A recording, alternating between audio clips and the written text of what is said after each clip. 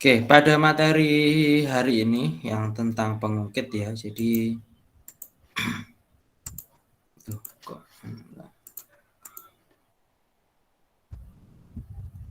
sebentar, kok nggak bisa kelihatan ini.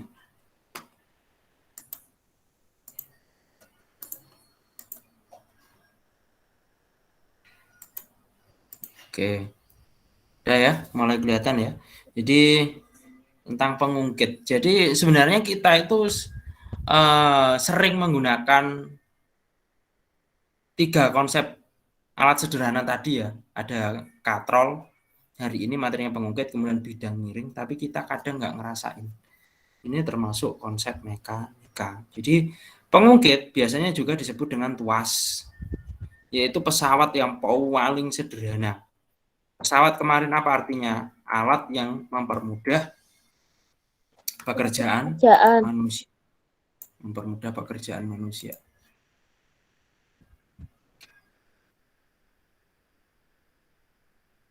Pengungkit yang paling sederhana ada yang terdiri dari batang kaku, misalnya ada logam, ada kayu, atau batang bambu. Di gambarnya seperti yang kamu lihat itu. Itu pengungkit yang paling sederhana. Hanya alat seperti itu kalau digunakan sesuai dengan gambar itu sudah bisa disebut dengan pengungkit. Yang berotasi di sekitar titik tap, yang dinamakan sebagai titik tumpu, yang tetap itu sebagai titik tumpu. Selain titik tumpu yang menjadi tumpuan bagi pengungkit, ada dua titik lain pada pengungkit, yaitu titik beban dan titik kuasa.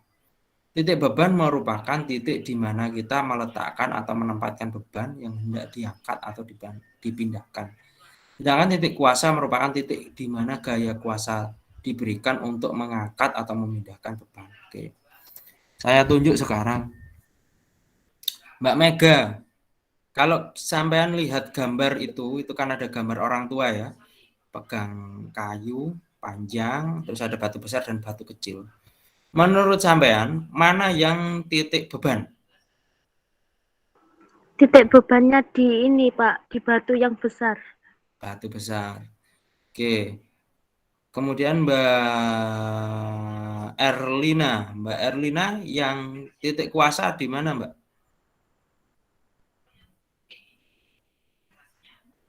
Mbak Erlina Septia.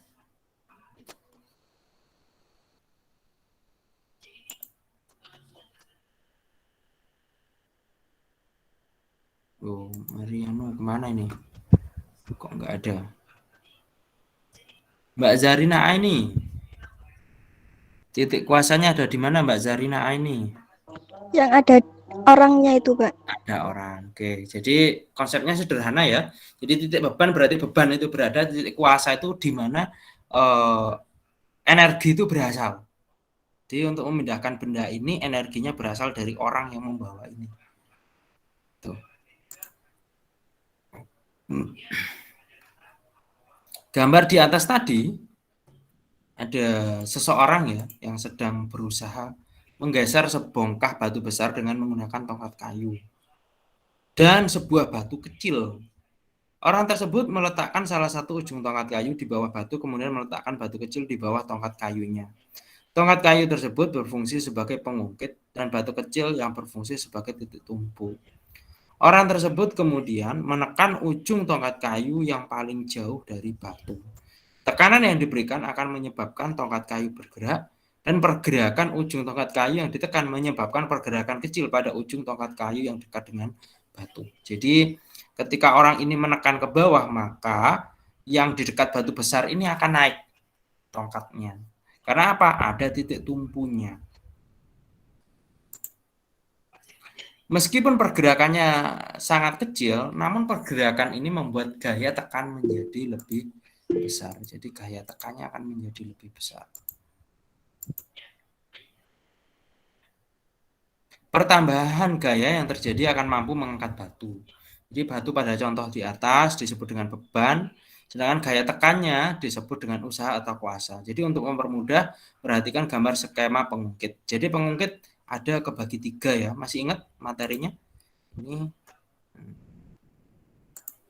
Ada pengungkit jenis pertama, jenis kedua, jenis ketiga, sudah. Hanya sampai ketiga, keempat nggak ada.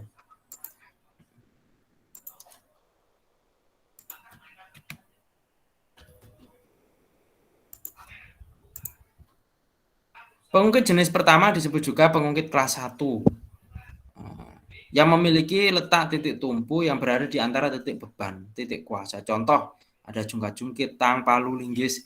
Gambarannya, teori dari pengungkit jenis pertama ini seperti ini. Yang lihat kamu gambar itu ya. Titik tumpunya ada di tengah, titik tumpunya. Jadi tumpu itu yang bagian diem. Bebannya yang gerak. Prinsip kerjanya seperti itu untuk pengungkit jenis pertama. Sedangkan untuk pengungkit jenis kedua, beda.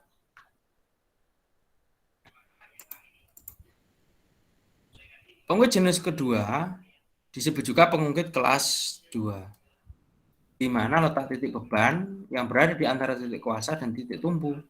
Contoh pemanfaat pengungkit jenis kedua ini diantaranya ada gerobak dorong, pembuka botol, pemecah kemiri, dan sejenisnya. Berikut gambarnya. Nah, itu prinsip kerjanya. Jadi titik tumpunya ada di ujung. Kalau yang pengungkit jenis pertama titik tumpunya ada di tengah, kalau yang ini jenis kedua ada di ujung. Dan posisinya titik tumpu, beban, kuasa. Formasinya begitu. Kalau yang jenis 1 kayak tadi kan kuasa, tumpu, beban. Kalau yang ini pengungkit jenis kedua, tumpu, beban, kuasa.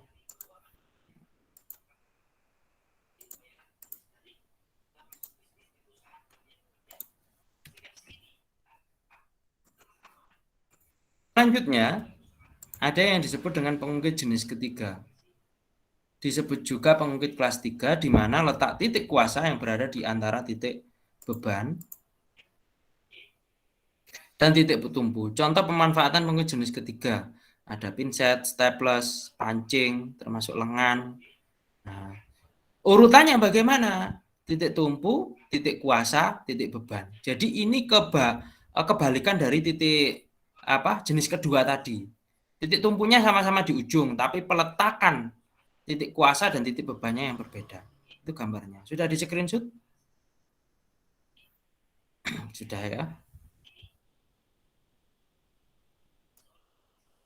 Kalau nggak sempat screenshot berarti gambar tambah lama ya gambar. Jadi intinya begitu.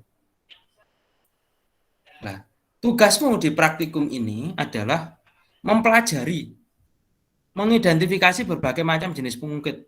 Jadi kamu nyari pengungkit sebanyak-banyaknya yang ada di rumahmu atau rumah tetanggamu, rumah budemu, rumah kakekmu, nenekmu, jangan di rumah mantanmu, jangan. Kalau di rumah pacar, Pak, kalau pacar masih boleh, kalau di rumah mantan jangan. Jadi nyari benda sebanyak-banyaknya. Terus kemudian kamu foto. Kamu foto, masukkan di sini, di kotak itu. Nah, nama bendanya apa, fotonya masukkan di situ. Berarti ini boleh diketik. Fotonya dimasukkan di mana, Pak? Apanya? Fotonya dimasukkan di mana? Di mana nama benda itu? Tempel di situ. Kolomnya kayak gitu, screenshotan itu. Oh, foto bendanya. Pak, Ditulis saya mau nyari browsing, Pak. Jangan browsing, nyari yang ada di sekitar lingkunganmu. Nah, nanti kamu menganalisis benda yang kamu temukan itu masuk jenis pengungkit keberapa. Alasannya apa? Mau di screenshot lagi yang pengungkit jenis 1, 2, 3-nya tadi? Nggih, Pak, belum Pak. di screenshot tadi. Ya, screenshotan. Jadi kalau pengungkit jenis pertama ini gambarnya. Jadi prinsip kerjanya seperti itu. Kamu screenshot dulu. Itu poin pentingnya itu dalam menentukan apakah ini masuk jenis pertama, kedua, atau ketiga. Lihat di susunan formasinya itu. Formasi gambar itu loh. Sudah? Sekarang jenis kedua. Jenis kedua, gambarnya seperti ini. Titik tumpu sama di ujung, cuma bebannya ada di tengah.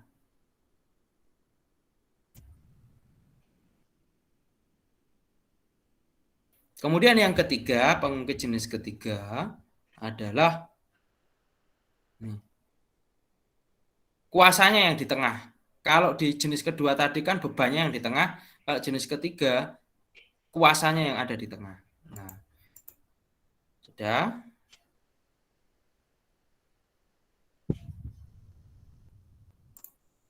Silakan mencari benda yang menggunakan prinsip kerja pengungkit sebanyak-banyaknya. Saya kira kalau di rumah itu banyak sekali ya benda-benda itu yang disebutkan di situ kan setiap rumah rata-rata kan ada gunting, penjepit makanan, penjepit buku, pembuka tutup botol, plong-plongan. Wes, pokoknya yang ada di rumahmu, di rumah nenekmu, kakekmu, cari sebanyak-banyaknya. Terus identifikasi macam benda tersebut. Selanjutnya kamu tentukan itu masuk jenis keberapa. Catat di tabel pengamatan kayak gini. Berarti ini kamu membuatnya di file aja. Ketik. Jadi langsung nanti bendanya yang sudah kamu foto itu masukkan di kolom nama benda itu, terus beri nama di bawahnya. Ya fotonya nggak usah besar-besar banget lah. Kan ya, pokoknya bisa kelihatan gitu. Terus jenis pengungkitnya apa, alasannya apa, kamu ketik di situ. Pak, pertanyaannya nomornya sampai 5. Saya lebih dari 5. Ya memang harus lebih dari 5 kan banyak, Rek. Kalau kamu nggak bisa menganalisis banyak, nanti nggak akan tahu benda ini masuk ke berapa. Gitu. Jenis ke berapa ya pengungkitnya. Terus lanjut bawah kotak itu buat kesimpulan. Ketik juga. Kesimpulan apa dari kamu mempelajari, mengidentifikasi berbagai macam jenis pengungkit itu. Sudah jelas?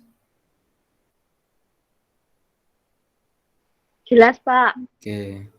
Nanti tak buatkan link link pengumpulannya di Google Classroom, nanti ada link lagi Google Drive, kamu ngupload di Google Drive-nya.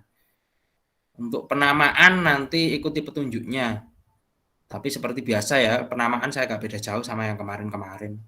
Jadi NIM, titik, nama, titik, ada nama apa ya? Kelas ya, kelas, titik, tugas pertemuan 5, titik, apa ini, pengungkit, nanti gitu.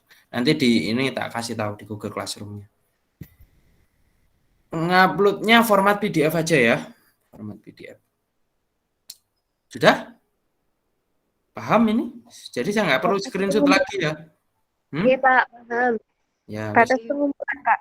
batas pengumpulan. Nah, nanti kalau dikasih lama-lama malah nggak ngerjain. Nanti malam jam 12 malam. Saya kira nggak ribet lah. Kalaupun ada yang pondok, saya kira di pondok benda-benda seperti itu ada semua kok. Pinjam ke kantor, nemuin barang pengungkit apa saja. Itu.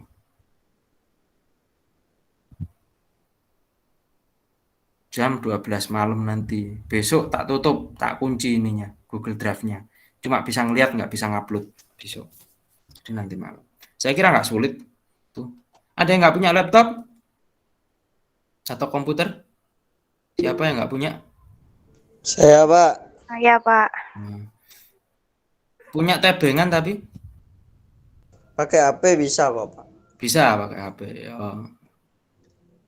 Mbak Anissa di rumah apa mondok? Anissa Putri? Di rumah, Pak. Rumah. Nggak punya saudara atau yang punya laptop? Mbak Anissa sama saya saja, Mbak. Nah, Biasanya sama Mbak Mega, Pak. Ya, sing omahe cedhek ya moro nang koncone gitu aja loh. Nanti kalau sungkan ya berarti nyelengi terus tumbas dewe gitu loh, Nek. Iya, Pak. Nah, kalau beli saya sarankan jangan sampai keblubuk. Keblubuk itu apa ya? Tuas beli ternyata spek nggak memenuhi. Kamu kan S1 ya, mahasiswa S1 itu kalau Windows 10 speknya minim 4 GB, Rek. Kalau Windows 10 dipakein spek RAM cuma 2 GB, lawemotnya minta ampun. Jadi jangan sampai kamu salah beli. Tuh. Soalnya nanti saya berharap kamu beli apa-apa itu, beli laptop misalnya bisa kepakai sampai kamu skripsi nanti gitu. Jadi bagi yang belum beli ada tipsnya kayak gitu tadi. Kalau Mas Danang bisa menyiasati via HP ya silahkan bisa dikerjain. Nyisipkan gambar iso ta Mas? GWT HP ku gak ribet ta? Nggih, insyaallah mboten, Pak. Ya, ya dipelajari. Nggih. Yang ngelompokno tugas, Kak, ngelompokno tugas nanti ke checklist nggak ada tugas. Makanya saya kira itu kalau dikerjakan sungguh-sungguh nggak sampai 2 jam selesai kok ngerjain itu plus editingnya itu tadi. Nggak sampai itu tadi. Kalau nggak dapat tugas ternyata tugasnya kelamaan kayak yang kemarin nggak tadi ternyata ada yang nggak ngerjain. Saya tahu kok kelihatan kalau yang sudah ngerjain sama yang nyimak jawaban dari temannya terus dibacakan ulang itu kelihatan. Dan ini kalau ini kan diwakilkan ke teman kan nggak bisa dikerjain sendiri. Nyari benda sebanyak-banyaknya yang menggunakan prinsip pengungkit jenis pertama, jenis kedua, jenis ketiga, nanti identifikasi. Jenis pengungkit ini kamu isi, berarti itu pengungkit keberapa, jenis keberapa. Terus alasannya kenapa? Kamu sampaikan alasanmu berdasarkan teori yang ada itu. Gitu. Oke. Untuk bidang miring saya nggak kasih tugas, cuma menjelaskan aja. Kalau bidang miring. Nanti kalau tak kasih tugas bidang miringnya, ribet ini praktikum nih, ribet, butuh alatnya agak nyari agak bondo, dalam arti perlu kreativitas kalau membuat ini kalau bidang miring. Makanya nggak saya kasih tugas yang bidang miringnya, saya jelaskan saja. Kalau yang bidang miring ini berarti pengungkit mekanika yang ketiga ya. Yang pertama kan katrol, yang kedua pengungkit, yang ketiga bidang miring. Jadi salah satu permukaan datar, suatu permukaan datar yang memiliki suatu sudut yang bukan sudut tegak lurus terhadap permukaan horizontal. Jadi bidang miring termasuk salah satu macam pesawat sederhana. Jadi alat mekanik yang dapat mengubah arah besaran atau dari sesuatu. Jadi contoh konkret gini. Zaman sudah pernah datang ke kampus kita apa belum ya? Sudah, Pak. Ya, Mbak Anissa Berapa?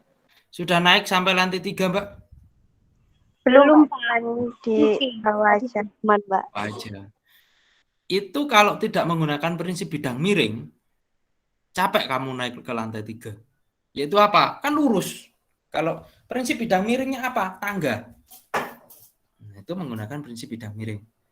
Terus, kalau mau ke gunung, pernah jalan-jalan ke Cangar? Atau Pernah, Pak. ke Ngantang, Malang? Itu kan tanjakannya agak ekstrim. Tapi kenapa dibuat berkelok? Nah, ini menggunakan prinsip bidang miring agar tenaga yang dikeluarkan tidak terlalu besar. Tapi memang rada jauh ya jadinya daripada yang langsung lurus aja. Nah, mesti biasanya dibuat berkelok di jalan pegunungan itu. Itu gunanya. Jadi ada keuntungan mekanis. Memang jaraknya lebih jauh tapi tenaga yang dikeluarkan nggak terlalu berat.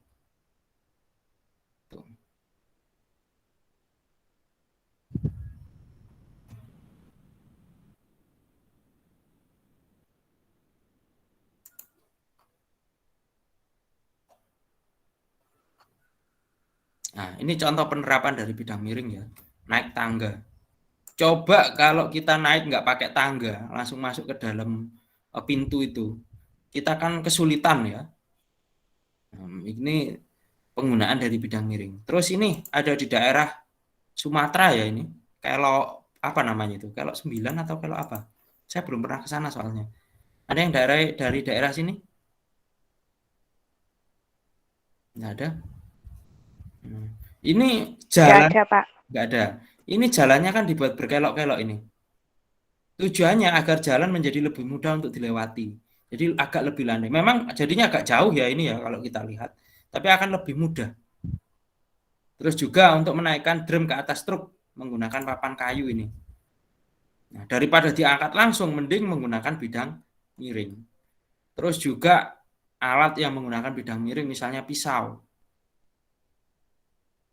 Kenapa kok pisau? Pisau dibuat runcing dan memiliki tebalan yang berbeda dengan bagian atas pisau yang dibuat lebih tumpul. Jadi ini kan tipis biar mudah ini. Untuk ini coba kalau yang bagian bawah dari pisau tebel, itu kan buat ngiris kan ya susah ya. Jadi bagian bawahnya pisau itu dibuat tipis. Itu kan miring. Kalau ke atas semakin tebel. Kapak juga begitu. Ini konsepnya bidang miring. Jadi bagian ujung kapak ini tipis. Yang makin ke atas semakin tebel. Ini prinsip bidang miring. Terus juga ada ulir sekrup, ada paku, terus apa ini alat pahat, cutter. Nah, tuh.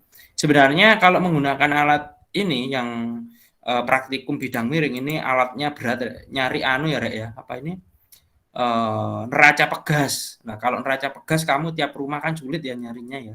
Jadi makanya untuk bidang miring ini nggak usah praktikum, nggak usah. Jadi ini kalau ngetesnya, kalau sudut 30 derajat, ini benda itu turunnya berapa senti, neracanya berapa, pakai neraca pegasnya. Itu begitu. Makanya yang ini nggak usah. Oke, itu garis besarnya